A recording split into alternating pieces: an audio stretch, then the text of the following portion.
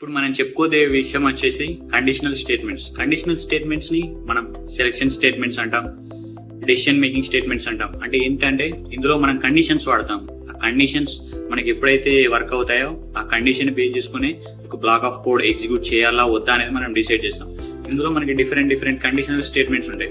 మనం ఫస్ట్ వస్తే if condition, simple if అంటాం దీన్ని. ఏంటంటే ఇఫ్ అనేది ఇక్కడ మన కీవర్డ్. ఒక కండిషన్ ఇస్తాం, ఆ కండిషన్ మనకి ఎప్పుడైతే ట్రూ అవుతుందో అప్పుడే ఆ కండిషన్ మనంలో ఏదైతే కోడ్ రాస్తామో కండిషన్ లో అది ఎగ్జిక్యూట్ అవుతుంది. లేకపోతే తర్వాత ఏముందో అది ఎగ్జిక్యూట్ అవుతుంది. ఇది సింపుల్ ఇఫ్. నెక్స్ట్ వచ్చేసి ఇఫ్ ఎల్స్ అంటాం. అంటే ఎల్స్ అంటే అది కాకపోతే, అంటే మనం రాసే కండిషన్ కి అది ఎప్పుడైతే కండిషన్ ఫెయిల్ అవుతుందో ఇంకో బ్లాక్ ఆఫ్ కోడ్ ఎగ్జిక్యూట్ కావడానికి ఎల్స్ అనే కీవర్డ్ వాడదాం. ఇది ఇఫ్ ఎల్స్. నెక్స్ట్ వచ్చేసి మనకి ఇఫ్ ఎల్స్ ల్యాడర్ అంటే మనకి అందులో నెంబర్ ఆఫ్ కండిషన్స్ చాలా ఉంటాయి. మనం ఇన్ని పెట్టుకోవాలని ఏం లేదు. మనకి కోడ్ పరంగా, మనకి ఇచ్చిన క్వశ్చన్ పరంగా మనకు ఎన్ని కావాలంటే అని పెట్టుకోవచ్చు. అది 10 100 మన ఇష్టం. ఏంటంటే ఇందులో ఇఫే ఉంటుంది, కండిషన్ ఉంటుంది.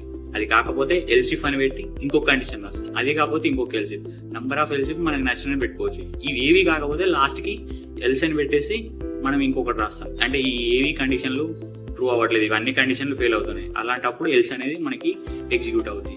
ఇది మనకి third type of conditional statements. Next fourth వచ్చేసి మనకి నెస్టెడ్ ఇఫ్. నెస్టెడ్ ఇఫ్ ఏంటంటే అంటే ఏంటంటే ఒక ఇఫ్ లోపల మనం ఇంకొక ఇఫ్ రాయడం. మనం ఇఫ్ రాసి ఒక కండిషన్ పెట్టాం, ఆ కండిషన్ మనకి ట్రూ అవుతుంది. అప్పుడు లోపలికి వస్తుంది, కండిషన్ లోపలికి వస్తుంది. అందులో మనం ఇంకొక ఇఫ్ రాసాం, అక్కడ ఒక కండిషన్ ఉంటుంది. ఆ కండిషన్ ఎప్పుడైతే మనకి ఎగ్జిక్యూట్ అవుతుందో అప్పుడు ఆ కండిషన్ లోపల ఉన్న కోడ్ అలా ఒక కండిషనల్ స్టేట్మెంట్ లోపల ఇంకో కండిషనల్ స్టేట్మెంట్ రాయడమే మనకి నెస్టెడ్ ఇఫ్. ఇది మనకి ఫోర్త్ టైప్. మనకి ఇందులో లాస్ట్ వచ్చేసి ఏంటంటే స్విచ్ అంటాం.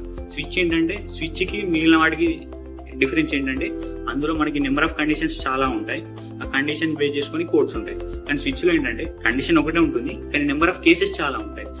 కేసెస్ బేస్ చేసుకుని మనం ఆ ఒక కండిషన్ బేస్ చేసుకుని మనకి చాలా కేసెస్ ఉంటాయి. ఆ కేసెస్ పరంగా మనకి ఏ కేసు ఎగ్జిక్యూట్ కావాలి. ఇది ఏంటంటే మనకి క్యాలిక్యులేటర్ ప్రోగ్రామ్ ఉంటుంది కదా, అది స్విచ్ కి బెస్ట్ ఎగ్జాంపుల్ అని చెప్పొచ్చు.